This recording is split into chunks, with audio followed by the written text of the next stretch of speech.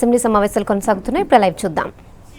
अपने दुकानात को चमकाने के लिए हुकूमत पे तनकीद करते हैं, लेकिन उनके पास कोई लाएमल नहीं है जिसके जरिए दिया जा सकता है. मैं कहना चाहता हूं कि हां, देना चाहिए, वक्त लीजिए, माहिरीन से मुशावरत कीजिए, दूसरे रियासतों का दौरा कीजिए. आपने अपने स्टेटमेंट में कहा कि बजट के सेशन में लाएंगे. मैं तो कहूंगा बजट नहीं, बजट के बाद के सेशन में भी लाइए, कोई बात नहीं, लेकिन वक्त लेकर समझकर पूरी तरीके से उस पर काम करने के बाद लाइए. ऐसा ना हो जाए कि 12% हासिल करने में हम 4% को खो दें. 4% की वजह से आज बहुत फायदा हो रहा है. इसके साथ ही साथ मैं चीफ मिनिस्टर साहब से कहूंगा कि आप टेम्पररी जो मुलाजिमीन हैं या एडहॉक या लंप पे जो हैं, उनके सर्विसेज को रेगुलराइज कर रहे हैं. मैं आपसे कहूंगा कि आंध्र प्रदेश के हुक्मरानों ने ये लंप में, एडहॉक और ये टेम्पररी एम्प्लॉयमेंट में जितने लोगों को लाया है, मुसलमानों के साथ नाइंसाफी की है, उसमें 4% भी मुसलमान नहीं है. जब आप रेगुलराइज करेंगे तो आप ये भी देखें कि रिजर्वेशन की जो पॉलिसी है उस पर भी अमल होना चाहिए. अगर वैसे ही रेगुलराइज हो जाएंगे और 4% मुसलमान को नहीं मिलेगा तो फिर तेलंगाना के सरकारी मुलाजिमत के परसेंटेज में मुसलमान का परसेंटेज कम हो जाएगा. और अगर कम हो जाएगा तो फिर लोग तनकीद करेंगे, और तनकीद के साथ साथ सिर्फ आपको निशाना नहीं बनाएंगे. आप जो कह रहे हैं वो कॉन्ट्रैक्ट एम्प्लॉयज को जो रेगुलराइज कर रहे, कॉन्ट्रैक्ट में 4% रिजर्वेशन अमल नहीं हुआ, इसीलिए जब उसको रेगुलराइज करें इस पर गौर करना चाहिए. वही बात है ना?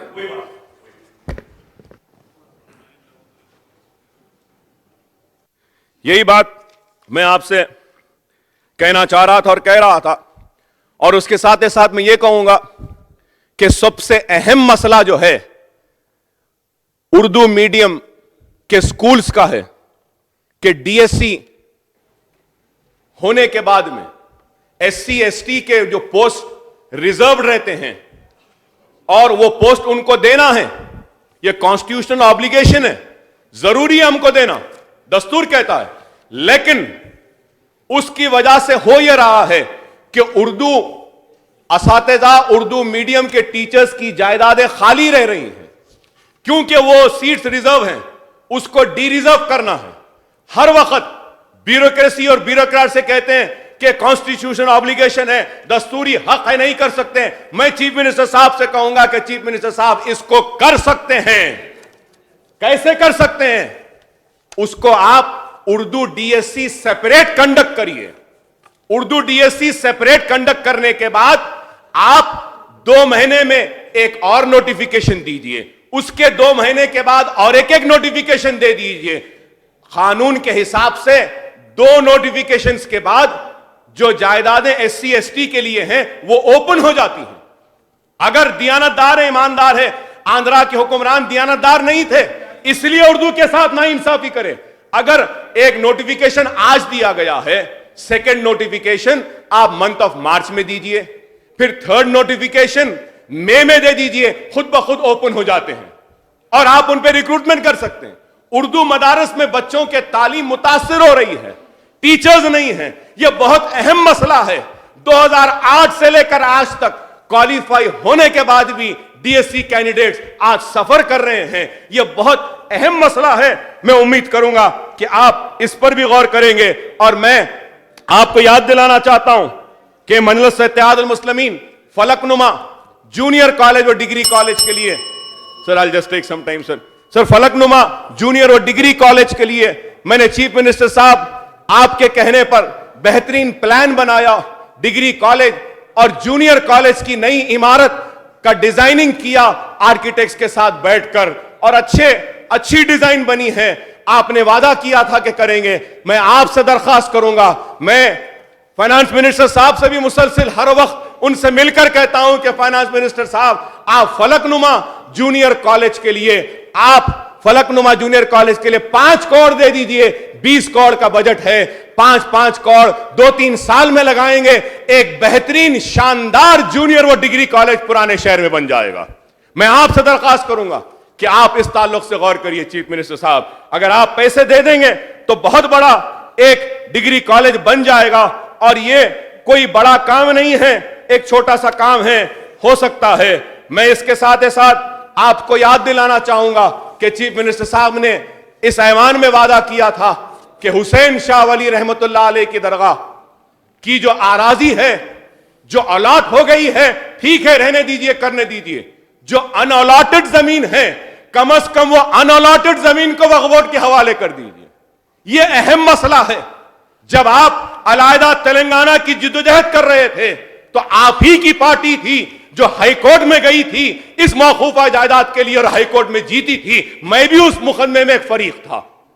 जीतने के बाद आप तो जानते हैं, अगर आप वो जमीन देंगे तो हम उस जमीन के जरिए मुसलमानों के रोजगार के मौकों को खोज सकते हैं। बहुत से औकाफी जायदादें हैं। आलेर में है, आलेर में 1200 एकड़ है, चोटुप्पल में है, नलगुंडा में है। मेरे पास लंबी चौड़ी फेरिस्त है औकाफी जायदादों की। मैं आपसे कहूंगा कि आप एक कमेटी बनाइए या फिर आप एक लेजिस्लेचर कमेटी बनाइए। पूरे औकाफी जायदादें जो प्राइवेट या फिर रेवेन्यू डिपार्टमेंट के कंट्रोल में है, उन जायदादों की फेरिस्त बनाकर उस पर हमको काम करना होगा। क्योंकि औकाफी जायदादों को का अगर हम सही इस्तेमाल करेंगे तो औकाफी जायदादों के जरिए हम मुसलमानों की पसमानदगी, उनकी परेशानी को दूर कर सकते हैं। मैं आपको याद दिलाना चाहूंगा कि millions of Saudi riyals Hyderabad के रुबात जो मक्का और मदीना में थे, गवर्नमेंट ऑफ सऊदी अरेबिया के पास पड़े हुए हैं और बोगस लोग जाकर क्लेम कर रहे हैं। मैं चीफ मिनिस्टर साहब से कहूंगा कि आप एक्सटर्नल अफेयर्स मिनिस्टर से बात करिए गवर्नमेंट ऑफ इंडिया के, और जरूरत पड़ी तो आप भी चलिए, हम भी चलते हैं। मदीना और मक्का में, सऊदी अरब में जो बिलियंस ऑफ रुपीस जो रुबात के पड़े हैं, हम उनके जरिए हैदराबाद और तेलंगाना रियासत के आजमीन जो हज को जाते हैं, उनके रहने का इंतजाम मक्का मदीना में करा सकते हैं। कोई पैसा हमको देने की जरूरत नहीं है साहब, वहां पैसा रखा हुआ है, उस पैसे के जरिए बनाना है। और मैं ये भी आपसे कहूंगा कि इसके साथ ही साथ बहुत सी औकाफी जायदादें हैं और इन औकाफी जायदादों की तहफ्फुज़ के लिए आज काम करना होगा कि बहुत सी नाइंसाफियां हुई हैं। कई दरगाह हजरत मखदूम बियाबानी आलोर की 1600 एकड़ है, और फिर शाहराजू हुसैनी खत्ताल की दरगाह की 580 एकड़ है। अली साद आशुर खाना वहां इंटरनेशनल एयरपोर्ट के पास है, उसकी 510 एकड़ है। जामे निजामिया की जमीनें 500 एकड़। दरगाह हुसैन शाह वली मणिकोना जागीर, मैंने आपसे कहा 1900। दरगाह हुसैन शाह वली गुंटापल्ली मेदक विलेज में 1400 एकड़ है। आपसे यह भी कहूं, जामिया मॉस्क ये जो ग्रेवयार्ड है, इसकी भी मेदक में 100 एकड़ है। जामिया, फिर कुतुबशाही मस्जिद चोटुप्पल नलगुंडा में 447 एकड़ है। दरगाह हजरत सिलारे औलिया हफीज पेट 140 एकड़ है साहब। मस्जिद कंबल अली पंजागुट्टा 7 एकड़। दरगाह जमालुद्दीन शाह अंबरपेट, वहां पर भी है। कुतुबशाही मॉस्क जो मैंने आपसे जिक्र किया। दरगाह हजरत राजदार खां साहब गच्ची बोली 1.18 एकड़। मीर मोमिन चुक बोडुप्पल 800 एकड़ सर। फकीर मुल्ला दरगाह 250। सनत नगर में 11 एकड़ मस्जिद इब्राहिम की। मस्जिद चोलपल्ली मोइनाबाद रंगारेड्डी डिस्ट्रिक्ट 188 एकड़। आशुर खाना इमाम कासिम 552.43 एकड़ सर। चंगी चरला 2500। चंगी चरला की जो जेल बनी है साहब, वो भी वक्त की जमीन पर है। ये आंध्रा वालों ने बहुत नाइंसाफी की। इनाम एबॉलिशन एक्ट में मुसलमानों की जमीन गई, जागीर एबॉलिशन एक्ट में मुसलमानों की जमीन गई, एग्रीकल्चर सीलिंग एक्ट में मुसलमानों की जमीन गई, और ये औकाफी जायदादें भी हमारी चली गई। अब हमको इंसाफ की उम्मीद है तो आप ही से है चीफ मिनिस्टर साहब। हमको उम्मीद है कि आप इंसाफ करेंगे। हम नहीं चाहते कि नया मसला खड़ा हो। हम यही चाहते हैं कि अरे भाई, जो जमीन खुली है, बची हुई है, कम से कम वो तो दे दी जाए। आज हम यही चाहते हैं। मस्जिद अलमास नलगुंडा में 421। निजामाबाद में रेलवे स्टेशन के पीछे जो है वो भी मौकूफा जायदाद है। निजामाबाद के बड़े पहाड़ की दरगाह फॉरेस्ट डिपार्टमेंट में है, वो भी मौकूफा जायदाद है। तो ऐसी कई जायदादों को रेवेन्यू डिपार्टमेंट ने गवर्नमेंट का नाम देकर नाइंसाफी की है। मैं आपसे दरखास्त करना चाहता हूं और आखिर में Akbar ji conclude sir, I am just making some few demands sir, I am just making some few demands and I will conclude sir. मोहतरम चीफ मिनिस्टर साहब, मैं आपसे रिक्वेस्ट यही करूंगा कि सबसे पहले जो फलकनुमा जूनियर कॉलेज का मैंने जिक्र किया, इसकी मंजूरी अगर आप दे दें तो बड़ी मेहरबानी होगी। फिर उसके साथ ही साथ अनीसुल गुरबा के लिए भी 21 करोड़ का एस्टीमेट बना है, इसके लिए भी मैं आपसे दरखास्त करूंगा। और फिर इस्लामिक सेंटर के लिए भी एस्टीमेट बन चुका है, ड्राइंग बन चुकी है, उसकी भी मंजूरी दे दीजिए।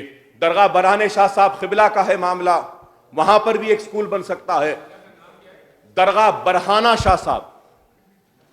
और साहब इसके साथ ही साथ हुसैन शाह वली की जगह के बारे में भी कहूंगा, डीएससी के ताल्लुक से भी कहूंगा।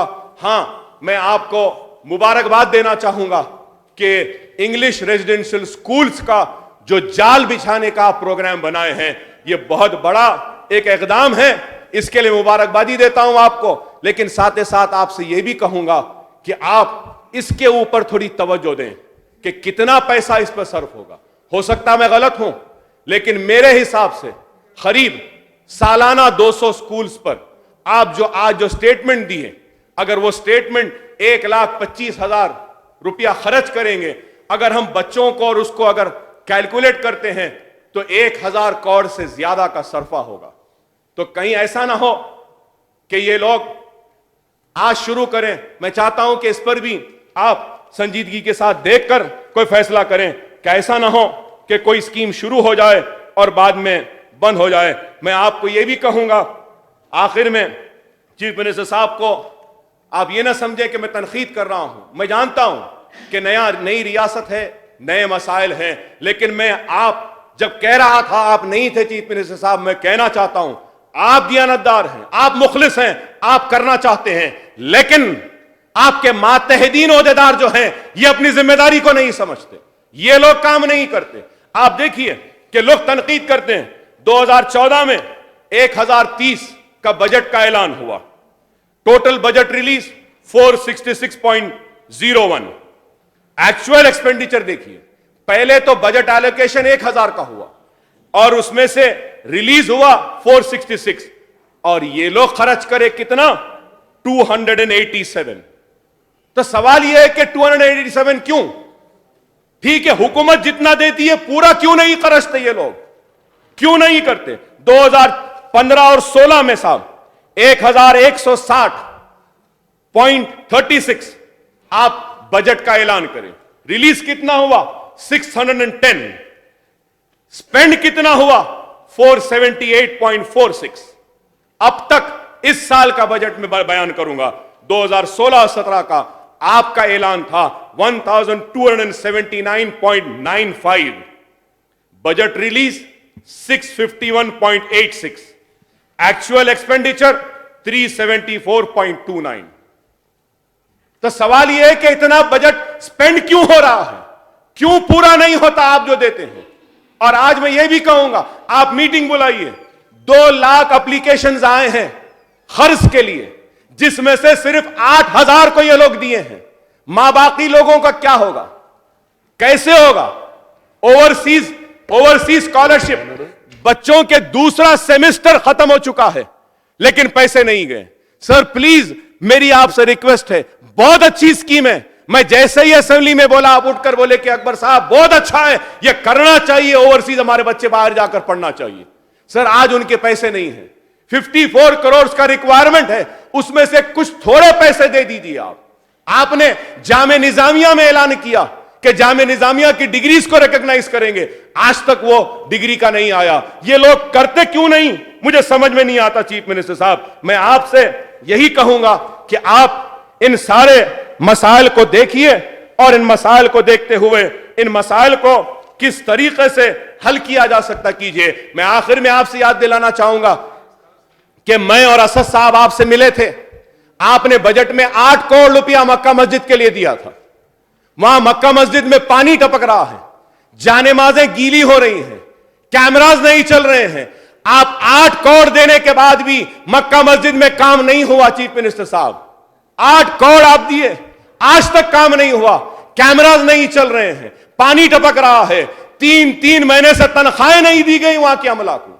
आप बताइए, ये लोग आज इनको काम करना चाहिए लेकिन काम नहीं करते। मैं आपसे यही कहूंगा कि आज मुसलमानों को इंसाफ की उम्मीद है तो आपसे है। सर आखिर में मैं कहूंगा, junior colleges, degree colleges, self financing जो कॉलेजेस है, जो आपसे मिले वक्त भी मैं आपसे रिक्वेस्ट करा था, बाज लोग मिलकर सेल्फ फाइनेंस के जरिए चला रहे थे, अब नहीं दे सक रहे हैं। वो junior colleges, degree colleges Urdu medium के बंद हो जाएंगे। करीब 3-4 करोड़ रुपए अगर दे देते हैं तो मौजूदा कॉलेजेस चलेंगे। माइनॉरिटी डिपार्टमेंट में पैसा है, कड़ियम श्रीहरि साहब के डिपार्टमेंट को दे दीजिए, उसके जरिए वो जूनियर डिग्री कॉलेज चल सकते, नहीं तो वो बंद हो जाएंगे। कड़ियम श्रीहरि साहब जानते हैं इस मामले को। और आखिर में चीफ मिनिस्टर साहब, मैं आपके स्टेटमेंट का पेज नंबर 4 जो आपका है, लास्ट पैराग्राफ, जिसमें आपने कहा कि it is a fact known to one and all that Dalit Christians taken up agitation for SC status. We have solved this problem after formation of our government. We have passed a categorical directives to the officials to continue SC status to the Dalit Christians. Sir, I would like to remind that, sir, a resolution was moved in Andhra Pradesh Legislative Assembly for treating Christian Dalits and giving them the status of SC. Sir, that time I had intervened in between and I requested the then Chief Minister, Mr. Rajshekar Reddy Saab, and I said, sir, why only Christians? A Dalit, if he converts to Muslims, he should also get the scheduled class status. तो मैं आपसे कहूंगा chief minister साहब, जिस तरीके से एक दलित Christianity कबूल करता है तो उसको ऐसी स्टेटस दे रहे हैं, तो अगर कोई दलित अगर मुस्लिम या इस्लाम को कबूल करता है तब भी उसका schedule caste status should continue. यह अहकामात आप दीजिए। आंध्र प्रदेश असेंबली में रेजोल्यूशन लिए थे, हम लेके मरकजी हुकूमत को दिए थे। मैं उम्मीद करता हूं कि आप इस ताल्लुक से भी जरूर आप ऐलान करेंगे। और भी बहुत से मसाइल हैं, मगर मैं ये कहूंगा कि आप संजीदा हैं, आप कर रहे हैं, और आप जब भी हम जाते हैं बराबर आप हमारे मसाइल को सुनते हैं और उस पर तवज्जो देते हैं। बहुत आपने काम किया है, उम्मीद करते हैं कि इसी तरीके से आप मुसलमानों का ताउन करेंगे और मुसलमान आपका भी ताउन करते रहेंगे, और हम भी आपके साथ हैं। हम सब मिलके 70 बरस की नाइंसाफी को इंसाफ में बदलेंगे और एक सुनहरी तेलंगाना सिर्फ तेलंगाना का नहीं बल्कि सुनहरी तेलंगाना SCs का होगा, सुनहरी तेलंगाना BCs का होगा, सुनहरी तेलंगाना STs का होगा, सुनहरी तेलंगाना मुसलमान का होगा, सुनहरी तेलंगाना क्रिश्चियन का होगा, सुनहरी तेलंगाना सबका होगा। ये हमको आपसे उम्मीद है। स्पीकर साहब, आपने जो मौका दिया इसके लिए मैं आपका शुक्रिया अदा करता हूं। शुक्रिया साहब। शेकिलगर। स्पीकर साहब, मैं आपका बहुत बहुत शुक्रिया अदा करना चाहता हूं जो शॉर्ट डिस्कशन पे development and welfare of minorities का इम्प्लीमेंटेशन प्रोग्राम किस तरीके से चल रहा है, इस पे शॉर्ट डिस्कशन के लिए मौका दिया, आपका बहुत बहुत शुक्रिया। स्पीकर साहब, जैसे कि तमाम दूसरे ऑनरेबल मेंबर्स ने, अभी अकबर साहब ने भी बताया कि सच्चर कमेटी रहने दीजिए, राजेंद्र मिश्रा कमीशन रहने दीजिए, जस्टिस अमिताभ कुंदू कमीशन रहने दीजिए, जस्टिस सुब्रमण्यम स्वामी कमीशन रहने दीजिए, और रियासत तेलंगाना की जानिब से जो सुधीर कमीशन बनाया गया था, तमाम इन कमीशनों ने मुसलमानों को ST SC से भी पसमानदा हालत में मुसलमान हैं ये कह के साफ कर दिया है। तमाम आप रिपोर्टें मंगा के देख सकते हैं कि इसमें जो हालत में आज जो पसमानदा हालत में मुसलमान हैं, आज SC ST से भी बुरी हालत में, गए गुजरी हालत में मुसलमान हैं।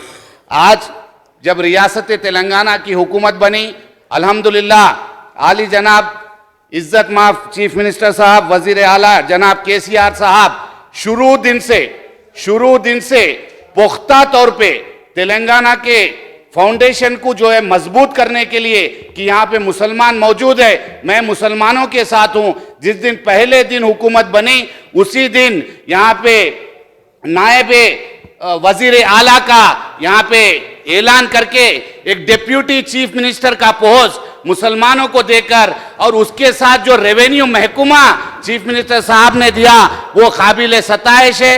आज पूरे हिंदुस्तान में कोई भी हुकूमत, कोई भी स्टेट की हुकूमत एक डिप्यूटी चीफ मिनिस्टर का पोस्ट कोई मुसलमान को आज तक नहीं दिए, और वो पोस्ट देते हुए तमाम साबिका हुकूमतों में कई मिनिस्टर्स आ चुके, लेकिन रेवेन्यू पोर्टफोलियो एक अहम पोर्टफोलियो जो रहता, जो रेवेन्यू इदारा है, जो रेवेन्यू पोर्टफोलियो जो चीफ मिनिस्टर साहब ने दिया, इससे जाहिर होता है, इससे साफ होता है कि मुसलमानों के लिए, मुसलमानों की बहबूदी के लिए, मुसलमानों की तरक्की के लिए चीफ मिनिस्टर साहब कितने साफ दिली से जो है आगे बढ़ रहे हैं।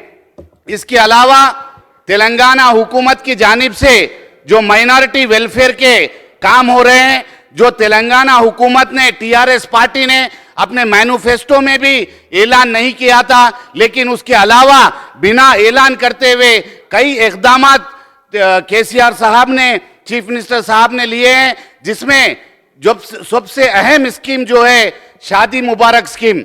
अल्हम्दुलिल्लाह आज 50,000 लड़कियों की शादियां तेलंगाना हुकूमत की जानिब से तकरीबन 217 करोड़ रुपए खर्च करके तेलंगाना हुकूमत ने मासूम मुसलमान बहनों की, बच्चियों की शादियां जो है तेलंगाना हुकूमत की जानिब से 50,000 शादियां हुई।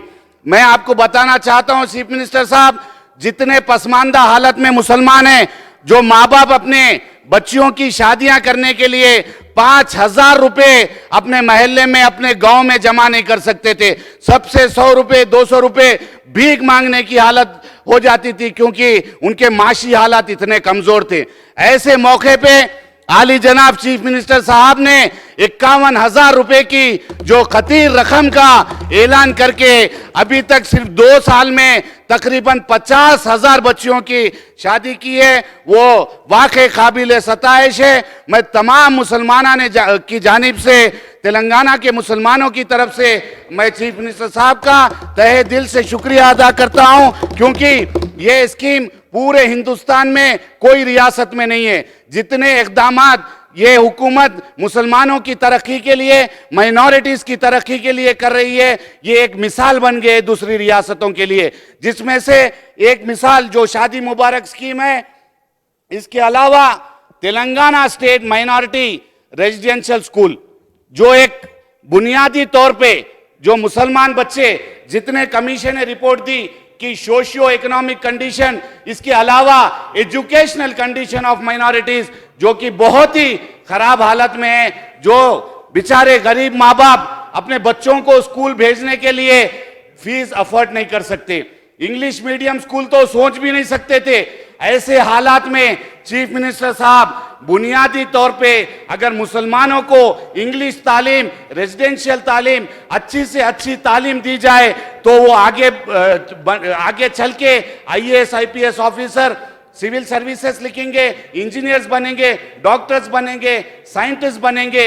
ये सोचते हुए इससे मुसलमानों की पसमानदगी दूर हो गई। ये दूरअंदेशी से आज चीफ मिनिस्टर साहब अल्हम्दुलिल्लाह जो माइनॉरिटी रेजिडेंशियल स्कूल का कारनामा किए हैं, पूरे हिंदुस्तान में आज तक कोई रियासत नहीं की। एक गरीब माँ बाप अगर मुश्किल से अपना पेट काट के भी अगर पैसे जमा करके बच्चों की स्कूल की फीस भरते, तो उनको ड्रेस लेने के लिए पैसे नहीं थे, उनको किताबें खरीदने के लिए पैसे नहीं थे, उनको स्कूल बैग लेने के लिए पैसे नहीं थे, उनको खाना खिलाने के लिए पैसे नहीं थे। ऐसे हालात में उनको साफ सुथरा रखने के लिए वो माँ बाप के पास पैसे नहीं थे। ऐसे हालात में बुक्स, स्कूल बैग, रहना, उनका खाना और तमाम जितने जरूरियात की चीजें हैं, ये देते हुए अच्छे से अच्छा एजुकेशन और दीनियात के साथ जो रेजिडेंशियल स्कूल कायम किए हैं, अल्हम्दुलिल्लाह वाकई काबिल मुबारकबाद है, जिसमें तकरीबन 8,000 करोड़ रुपए आज तक कोई भी चीफ मिनिस्टर हिंदुस्तान में 8,000 करोड़ रुपए जो मुसलमान बच्चों की तालीम के लिए खर्च करना है, ये आज तक कोई चीफ मिनिस्टर नहीं सोचा। वाकई ये बुनियादी तौर पे मुसलमानों को जो तालीम देने का काम, जो बेड़ा चीफ मिनिस्टर साहब ने उठाया है, तकरीबन 200 रेजिडेंशियल स्कूल्स, बल्कि तेलंगाना रियासत में सिर्फ 119 कॉन्स्टिट्यूंसी है, 200 रेजिडेंशियल स्कूल, यानी हर एक कॉन्स्टिट्यूंसी में तकरीबन 2 रेजिडेंशियल स्कूल 23 करोड़ रुपए से बिल्डिंग के साथ जो है कायम किए जा रहे हैं। ये बहुत ही अच्छी बात है। और जिसका बेड़ा उठाते हुए चीफ मिनिस्टर साहब, हमारे जो अफसर है और हमारे अभी माइनॉरिटी एडवाइजर जनाब AK खान साहब, माइनॉरिटी सेक्रेटरी उमर जलील साहब और शफीउल्लाह साहब, तमाम लोग इसके पीछे शिद्दत से मेहनत करते हुए आज 71 स्कूल खोल के तेलंगाना रेजिडेंशियल स्कूल में, जहां पे 13,000 बच्चों की जरूरत थी, वहां पे 35,000 एप्लीकेशन आए और इंशाल्लाह अगले आने वाले सालों में 1,28,000, 1,25,000 से 1,28,000 बच्चे इन स्कूलों से तालीम लेके आएंगे। तो आप अंदाजा लगाइए, 1,28,000 बच्चे, मतलब एक घर से, एक खानदान में, एक मुस्लिम खानदान में कम से कम 6 लोग एक खानदान में डिपेंडेंट है आज की डेट में। अगर एक बच्चे को तालीम मिली, तो अगर 1,28,000 बच्चों को तालीम मिल रही, तो कम से कम 10 लाख फैमिलीज को इसका, मुस्लिम फैमिलीज को इसका फायदा पहुंच रहा है। और ये वाकई बहुत बड़ी बात है, बहुत बड़ा कारनामा है, बहुत बड़ा अचीवमेंट है। बल्कि मैं देख रहा हूं तमाम अपोजिशन पार्टीज भी इसकी तायद में है और तमाम लोग भी जो है जाके अपने अपने हलकों में, अपने अपनी कॉन्स्टिट्यूंसीज में रेजिडेंशियल स्कूल्स का मुआयना कर रहे हैं। फेसबुक पे, सोशल मीडिया के जरिए, न्यूज़पेपर के जरिए हम लोग देखते हैं कि हर एक MLA बहुत ही खुशी से जो है, क्योंकि वो मासूम माँ बाप, गरीब माँ बाप, हर एक MLA के पास ये नहीं देख रहे कि कौन से पार्टी का MLA, सिर्फ आके यही बोल रहे कि वाकई चीफ मिनिस्टर साहब की ये जो कारकर्दगी है, ये वाकई काबिल सताइश है, काबिल मुबारकबाद है। ये मुबारकबाद देने हर MLA के पास वो माँ बाप आ रहे, तमाम MLAs भी माशाल्लाह बहुत खुश है। मैं चीफ मिनिस्टर साहब का बहुत बहुत शुक्रिया अदा कर रहा हूं जो एकदम उन्होंने ये लिया है। इसके अलावा प्री मैट्रिक स्कॉलरशिप और इसके अलावा ओवरसीज स्कॉलरशिप। पहली बात तो यहां पे बच्चों को पढ़ाने के लिए मुसलमान माँ बाप जो बच्चों को अपने पढ़ाने के लिए बेइंतहा तकलीफ में, बेइंतहा तकलीफ से खर्चे करके, मुसीबतें, परेशानियां अपने आप को बेच के, अपना खून बेच के बच्चों को पढ़ा रहे। और इसके अलावा अगर ये बच्चों को आला तालीम हासिल करना है, ओवरसीज एजुकेशन इनको हासिल करना है, तो इनको बहुत बड़ी तौर पे माशी सपोर्ट इनको चाहिए। माशी इमदाद के बगैर ये कोई भी यूनिवर्सिटी में पूरे हिंदुस्तान में कहीं एडमिशन नहीं ले सकते। ऐसे हालात में अल्हम्दुलिल्लाह पहले 10 लाख रुपए ओवरसीज एजुकेशन का ऐलान 25 करोड़ रुपए ओवरसीज एजुकेशन को अलॉट करते हुए चीफ मिनिस्टर साहब ने ऐलान किया था। उसके बाद माइनॉरिटी वेलफेयर कमेटी जो असेंबली कमेटी है, इसमें जिसमें तमाम पार्टी के मेंबरात भी मेंबर है, इनके रिकमेंडेशन और तमाम मुसलमान MLA MLCs की रिप्रेजेंटेशन पे चीफ